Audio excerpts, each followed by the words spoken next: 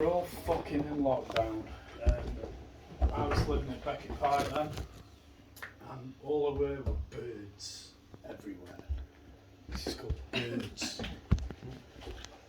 The wings are back, their markings on the pass, our avian masters are back to reclaim their territory. The trees are full of nests, the materials have been collected, their society redeveloped for the final push. Traffic noise is muted. The only sound around is the sound of the bird song. Well, not from iron birds.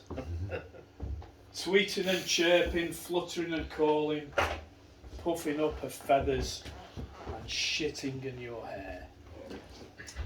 I will lay worms at your claws. I will hang fat balls from the branches. I will bow down and praise, then spread my wings and join you. We will take to the skies and be free.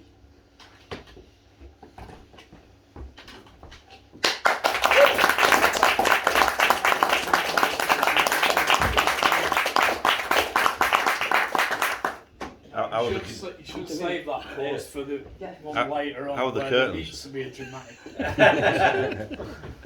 But you know, you'll catch on. Don't worry. Right. Ethno-nationalist flag showing.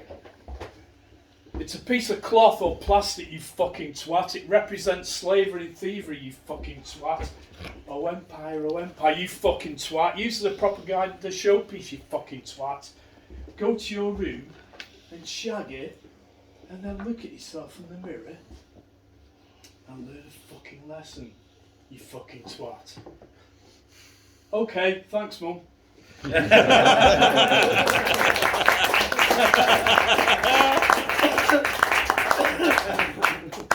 They're not just, well, they are excellent. Hundbajs, that's Swedish for dog shit.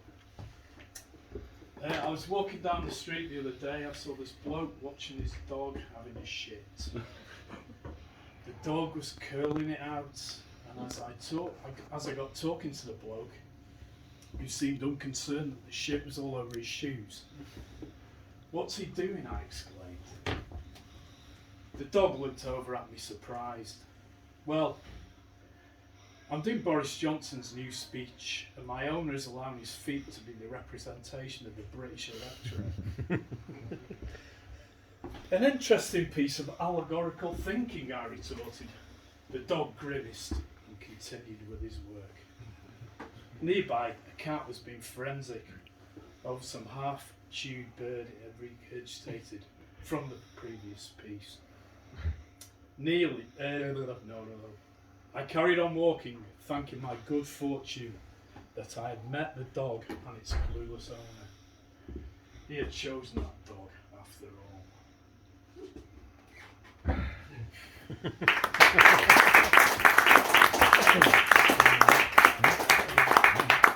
Now then, the pontiest title of a piece that's going to be out tonight is The Sheer Cliff Face of Prose Composition.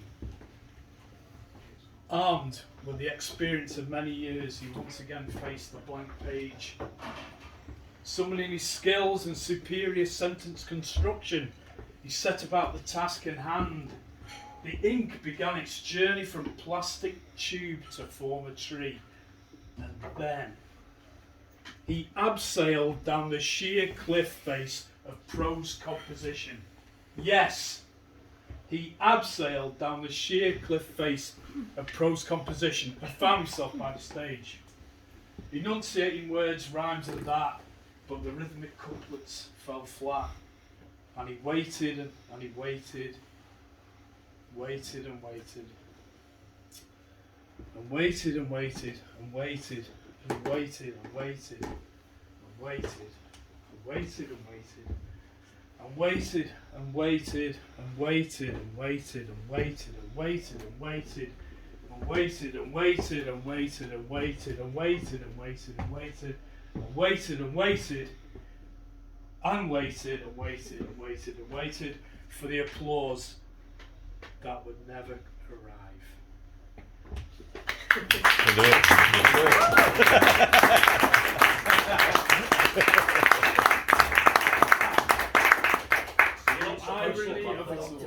The irony of it all. Let's have a couple of haikus. Third world country. The ship flows through pipes, untreated and uncared for, straight into your taps. Okay. Haiku. And this one I wrote this morning. Kid fucker's mucker. The paedophile's mate has become your head of state. Happy now, England?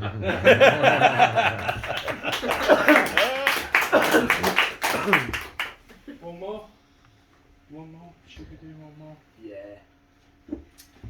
He. He sat down, he thought for a while and came to a decision. He picked up a pen and started to write. It had been a long time since this had happened. He wrote thoroughly and with precision. He kept writing. He was sick. He had a fever. Not Saturday night, sadly, and hopefully not COVID. The fever had gripped him and made him sick. He was sick. His body was sick. His mind was sick. Sick of the lies, the stupidity, the gullibility, the criminality, the fraud. He was a fraud. A syndromic imposter. He was able to do, but he refused to do. What was the point? Over, it says here. The world was full of pricks, arseholes, influencers, backstabbers, fuckers, knobheads, wankers, edgelords, shy-tucks, cockloads, social media brand ambassadors, for fuck's sake, fuck nuggets, wank spangles, turbo cunts, sycophants, shitheads, dickheads, cap doffers, knowing their places, arsewipes, and finally, worst of fucking all, sellout centrists, free market apologists, or as they should be called, capitalist scum, fuck them. He wasn't innocent, mind. He played his part. He tried his best, and he tried his best. He tried his best. Others were unconcerned, too many others. He was sick of the lack of action to save a ruined planet and to save themselves. He was tired of writing, waiting for the revolution that he knew would never come. He was completely and utterly sick of it all.